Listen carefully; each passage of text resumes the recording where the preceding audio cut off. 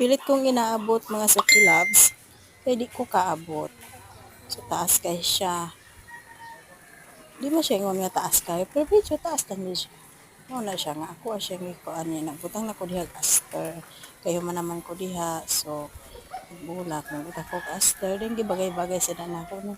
Kaya para dili batik tanahon. So, kaya batik naman siya na ganit na. No? Medyo ko lang siya bulak kay kinahanglan mapunan. Ayan, nagbutan ako aster diha. Mas Loves. Dili pa jud matusok ang kuan sa lubot sa aster.